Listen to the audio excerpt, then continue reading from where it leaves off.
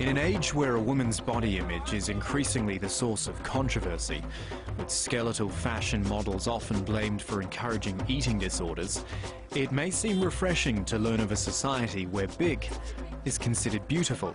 I would not swap a plump lady for a scrawny one, for sure. But this ancient culture that celebrates overweight women hides a shocking secret: the forced feeding of children as young as 7.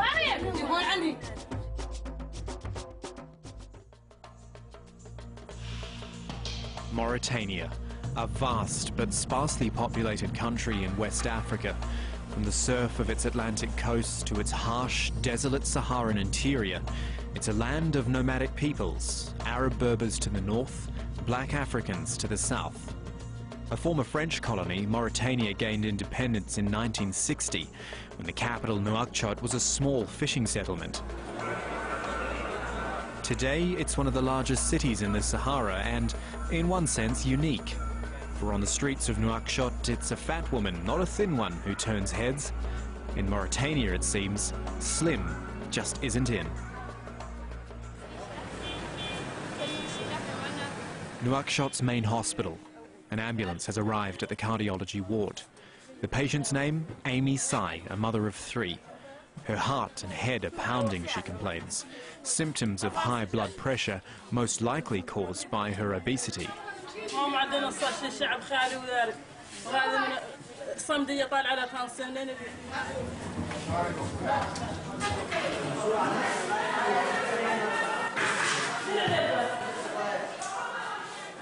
The doctors see patients like Amy every day. The World Health Organization estimates a quarter of Mauritanian women are obese. Even educated men agree with the traditional view of what a woman should look like. I think, as a Mauritanian man, that a woman should be heavier than normal, to be accepted into society as beautiful. In Mauritania, among white Moor tribal groups, there's a centuries-old tradition of force-feeding girls to fatten them up for marriage. It's known as gavage, the French term used to describe the force-feeding of ducks and geese to enlarge their livers to produce the controversial delicacy foie gras. She was a fracture because of practice of gavage. This woman was force-fed as a child 20 years ago, resulting in her becoming obese. I was beaten and vomited again and again. My arm was pinched until it broke. I had to drink a full bowl of milk in the morning, at noon and at sunset. And this went on for 2 months non-stop. I was made to eat butter. I was very overweight. She has heart problems linked to obesity. She says she was heavier, but because of poor health, she's been losing weight. Force-feeding has wrecked Aminatu's health, but is the current generation of girls being spared the same fate? Mohamed Lamine Ould El Khattab is a former Mauritanian ambassador to several African countries. He says a fat woman's size signifies she was well-fed and therefore wealthy.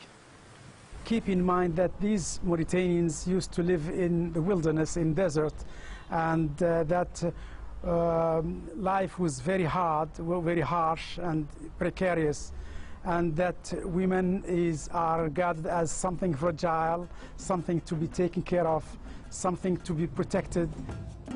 But in modern-day Mauritania, with the majority of the population concentrated in towns and the city, attitudes are changing, and it seems the political will exists to eradicate force-feeding. If force-feeding does still exist, it needs to be fought against, with all means possible.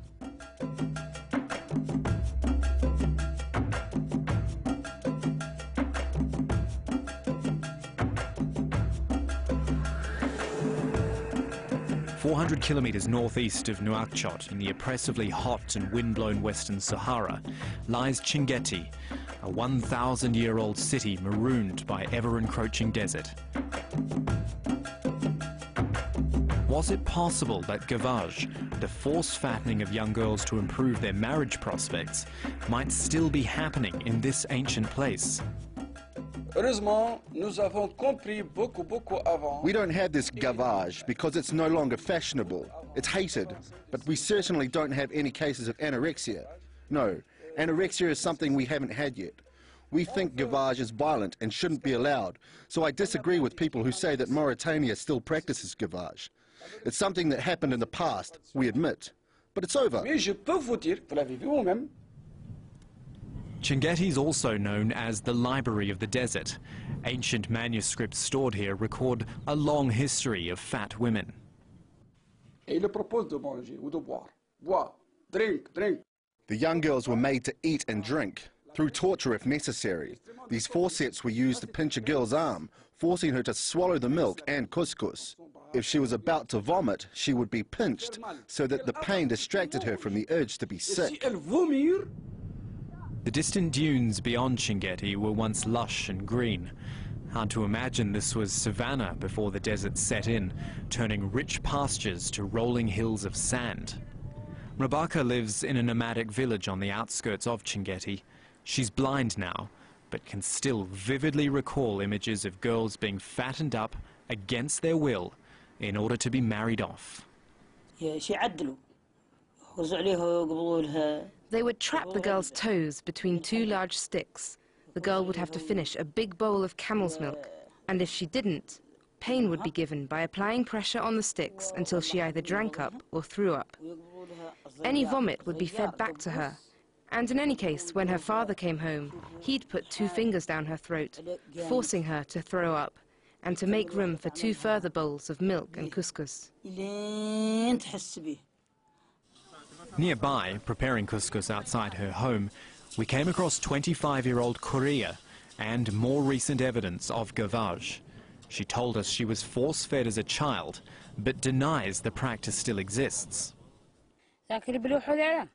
Gavage has become a thing of the past.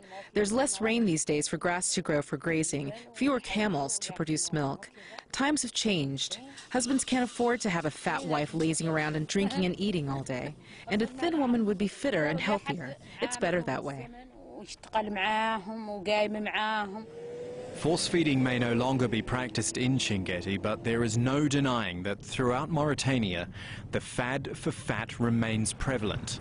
And it seems, in the capital at least, women are merely turning to more modern methods to boost body weight. Sonia Salek is an activist campaigning for the rights of women and children.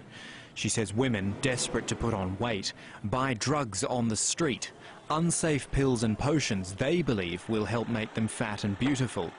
A woman can gain up to 30 kilograms in only a couple of months. The artificial gavage is so dangerous. People don't realize the serious consequences of these products.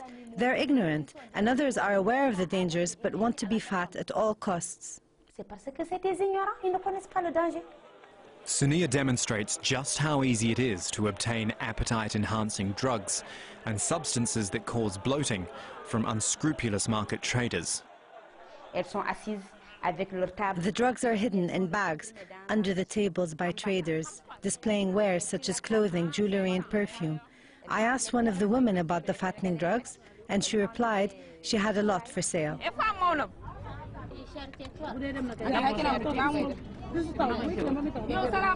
In only a few minutes, Sonia is offered the drugs and money changes hands.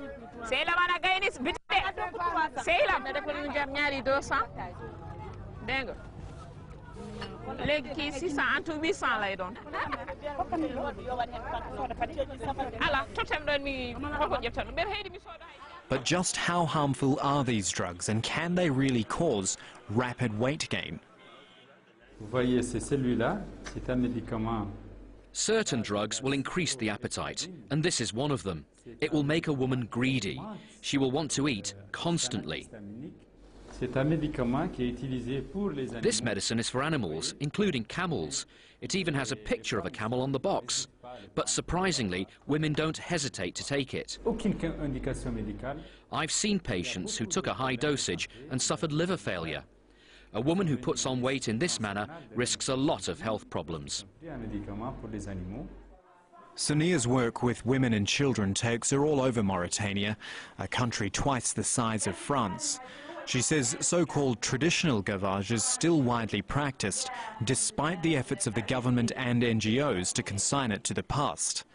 There is no law specifically prohibiting gavage, but acts that could harm children are illegal in Mauritania. Sunni is on her way to Aleg, a town 300 kilometres southeast of the capital. There, she says she knows families who continue to force-feed young girls.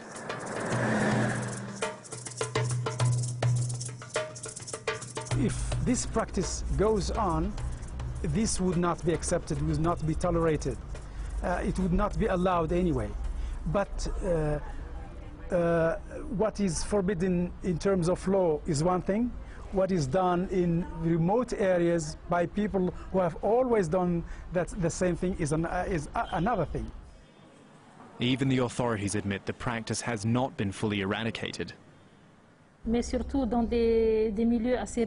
Force feeding still exists in Mauritania, mainly in rural areas, because the people who live there are largely uneducated and isolated from modern society, which is why they've kept these traditions. On arriving in Aleg, there was nothing to suggest these archaic traditions survived there. At first sight, these children seemed carefree and happy, but the reality could not have been more different.